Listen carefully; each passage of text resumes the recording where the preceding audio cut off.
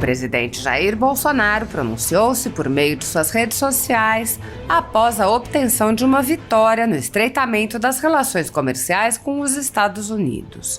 Bolsonaro assestou: em mais uma demonstração de que a narrativa sobre o isolamento internacional do Brasil é falsa, os Estados Unidos anunciaram a revogação de medidas restritivas contra a importação do aço brasileiro. A revogação é exclusiva para o Brasil e as restrições seguirão valendo para outros países. Nesta atuada, o mandatário ressaltou as implicações de encontro com seu homólogo Joe Biden. A decisão foi tomada cerca de um mês após a nossa primeira reunião bilateral com o presidente Joe Biden, quando o assunto foi amplamente discutido.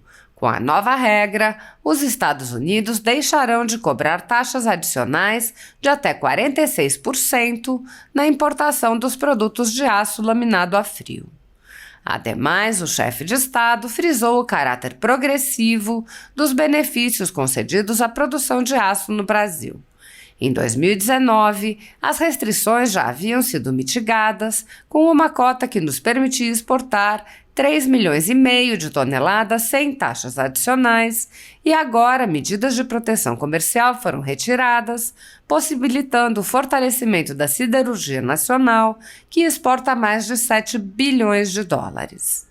A ditadura da toga segue firme. O Brasil tem hoje presos políticos e jornais, parlamentares, influenciadores e partidos censurados.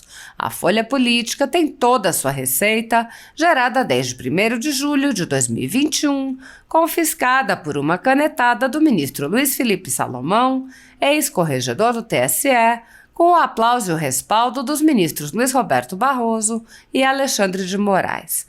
Além disso, todas as receitas futuras do jornal obtidas por meio do YouTube estão previamente bloqueadas. Há mais de um ano, todos os rendimentos do jornal estão sendo retidos sem justificativa jurídica.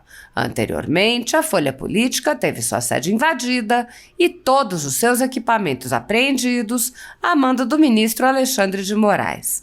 Mesmo assim, a equipe continuou trabalhando como sempre, de domingo a domingo, dia ou noite, para trazer informação sobre os 3 poderes e romper a espiral do silêncio imposta pela velha imprensa, levando informação de qualidade para todos os cidadãos e defendendo os valores, as pessoas e os fatos excluídos pelo mainstream, como o conservadorismo e as propostas de cidadãos e políticos de direita.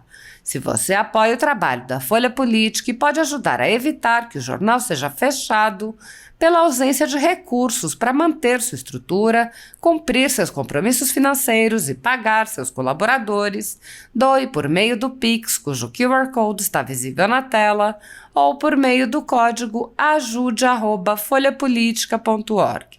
Caso não utilize Pix, há a opção de transferência bancária para a conta da empresa Raposo Fernandes, disponível na descrição deste vídeo e no comentário fixado no topo. A Folha Política atua quebrando barreiras do monopólio da informação há 10 anos e, com sua ajuda, poderá se manter firme e continuar a exercer o seu trabalho.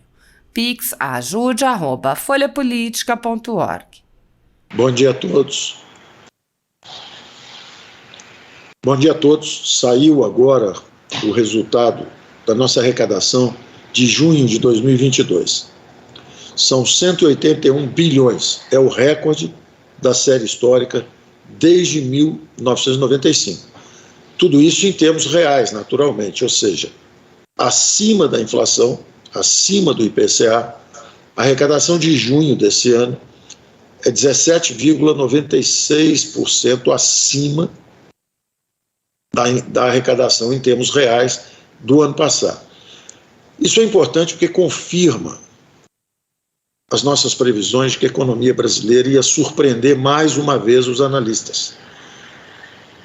Isso é um sintoma inequívoco de que o crescimento econômico está surpreendendo. Surpreendeu os analistas, surpreendeu a Receita, e confirma-se, assim, um ritmo de crescimento sustentável. Se nós examinarmos o primeiro semestre de 22, a arrecadação atingiu 1.089.590.000.000, registrando também um crescimento real, ou seja, acima do IPCA, de 11%. E o que é mais importante, o grande vetor desse aumento de arrecadação foi exatamente o lucro das empresas. Os lucros das empresas vieram bem acima do que estava previsto e acima da arrecadação feita em bases estimadas ao longo de 2021. Isso confirma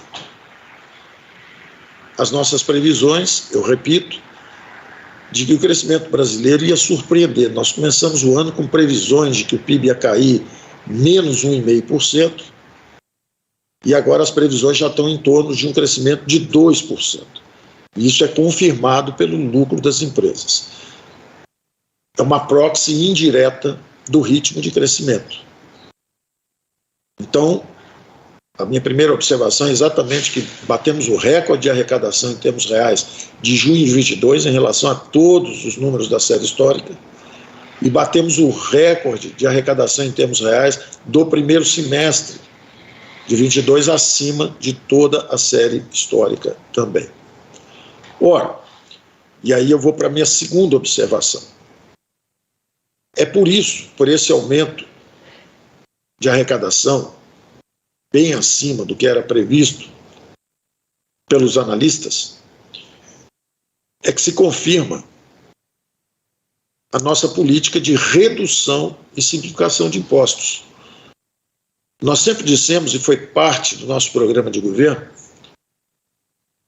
que a essência de nosso programa era exatamente transitar de uma economia baseada no dirigismo, no intervencionismo, no Estado como a tentativa de alavancar a economia, nós iríamos exatamente na direção dos investimentos privados, pelo esgotamento do modelo antigo, pela exaustão.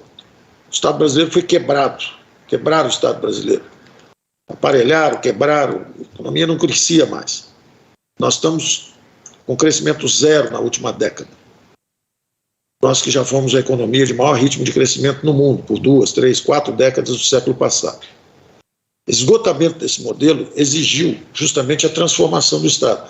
O Estado tem que ir para a área social, por exemplo, exatamente com programas de transferência direta de renda, por exemplo, como acabou de ser aprovado pelo Congresso Nacional, e abrindo espaço para os investimentos privados. Esse aumento de arrecadação, eu enfatizo, está sendo transformado em redução de alíquotas de impostos, como será abordado pelo nosso secretário da Receita Federal. O Congresso já baixou o ICMS, combustíveis, telecomunicações, energia elétrica, transportes, todos esses impostos. Nós tributávamos combustíveis, telecomunicações, energia elétrica, que era fácil tributar. Só que é um imposto que sobe em cascata e destrói a competitividade da indústria brasileira. Então, tanto o ICMS como o IPI, que o governo baixou em 35%, esses impostos desindustrializaram o país. São impostos de fácil arrecadação, um enorme poder de arrecadação, mas são impostos que incidem em cascata sobre toda a indústria brasileira, destroem a competitividade de nossas empresas, desindustrializaram a economia brasileira, e nós havíamos prometido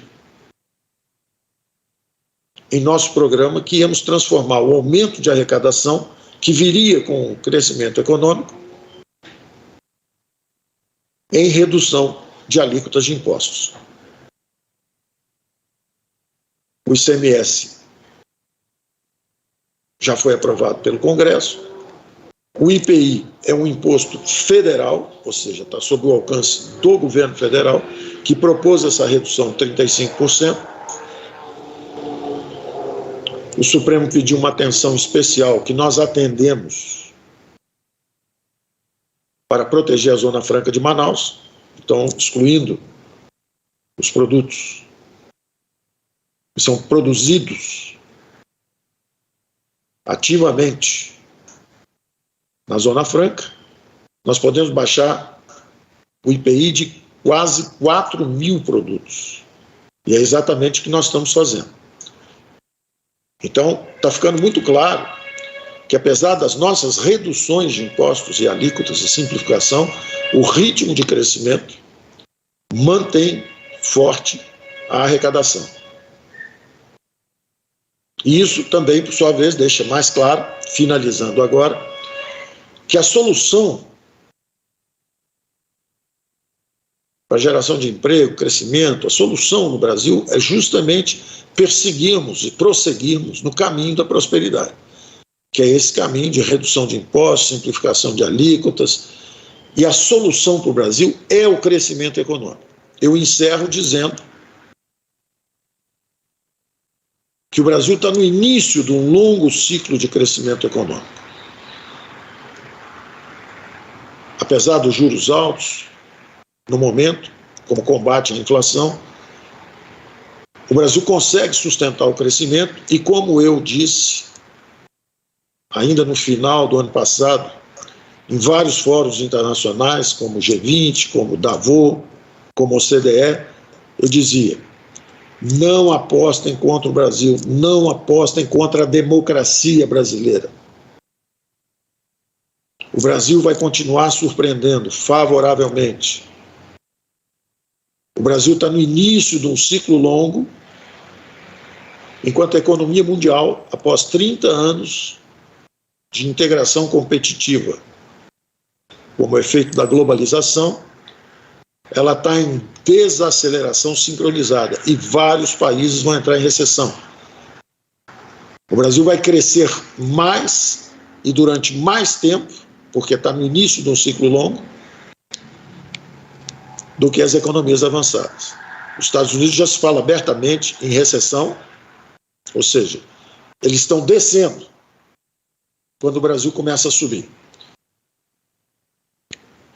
No Brasil, estão subindo emprego, renda, as previsões de ritmo de crescimento sendo aumentadas, arrecadação surpreendendo, e estão descendo a taxa de inflação, o desemprego, exatamente o contrário do que vai acontecer na OCDE e nos Estados Unidos. O desemprego está aumentando, vai aumentar nos Estados Unidos. E a inflação está aumentando nos Estados Unidos. A mesma coisa na OCDE. Eles estão no final de um ciclo longo.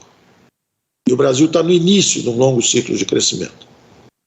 Pela primeira vez, 100 milhões de brasileiros trabalhando.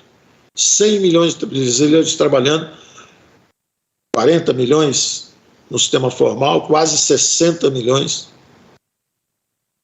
na informalidade. Mas trabalhando. Retorno seguro ao trabalho após a vacinação em massa da população brasileira, que também surpreendeu nos fóruns internacionais, que descredenciavam o Brasil e a democracia brasileira com a suspeita de incapacidade operacional de enfrentar o desafio. Pois bem, nós enfrentamos os dois desafios. O desafio econômico, apesar da guerra da Rússia com a Ucrânia, a invasão da Ucrânia pela Rússia, o Brasil continua crescendo, removendo e reduzindo impostos, como foi prometido no nosso programa, e a arrecadação crescendo em ritmo forte, confirmando essa tendência de crescimento sustentável da economia brasileira. Então, eu estou fazendo questão de enfatizar várias vezes esse ponto, porque eu havia previsto que os analistas passariam o ano revendo o crescimento para cima. O crescimento, a geração de empregos, a arrecadação. Os fatos são: o Brasil está crescendo, as contas externas estão em ordem, as contas públicas estão em ordem, o resto é narrativa. Obrigado, parabéns à Receita, vamos em frente.